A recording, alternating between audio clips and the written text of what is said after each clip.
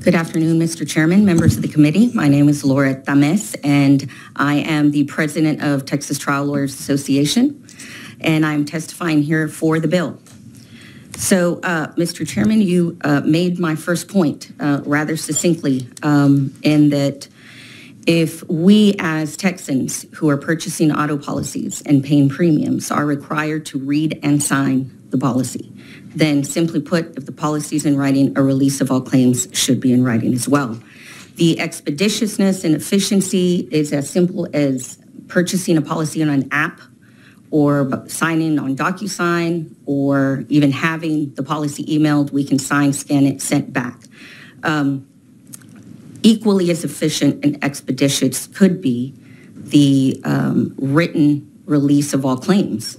And again, as Texans who are purchasing these auto policies and paying the premiums, we should have the expectation that the insurance company, if I am the liable driver and the insurance company is going to enter negotiations on my behalf as a liable driver, then I would want to see a written release of all claims so that I am not dragged into unnecessary litigation, later on sued because there was a phone conversation.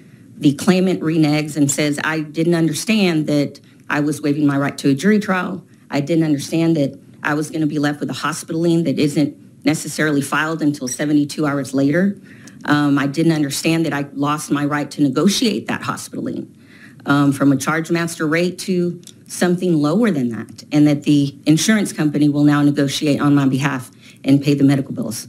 So exactly that is to protect both parties, the claimant and the liable driver.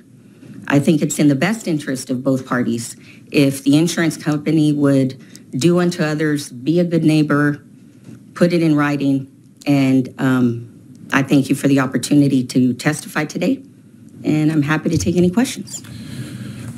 Ms. Tamez, I appreciate your testimony today. And so just taking advantage of your expertise as a lawyer, are there other circumstances you're aware of where a legal document can be executed without somebody having a physical copy of it and signing it? Because I know like in healthcare, I can't touch a patient without a written consent being explained and signed. And so I'm just wondering, like, outside of what we're talking about today, how common of a practice is that in your experience where somebody's essentially waiving their rights and agreeing to, executing a legal document without actually getting a physical copy of it and having to sign that? Not anywhere in my practice of 27 years do I recall that. Even if I want to stream Netflix, I've got to sign an agreement and waive certain remedies or rights. So I can't, there may be some in other practices. I can't recall in my own practice where we don't have a client sign some kind of document, whether it's a HIPAA, whether it's our contracts, whether it's a consent to refer the case.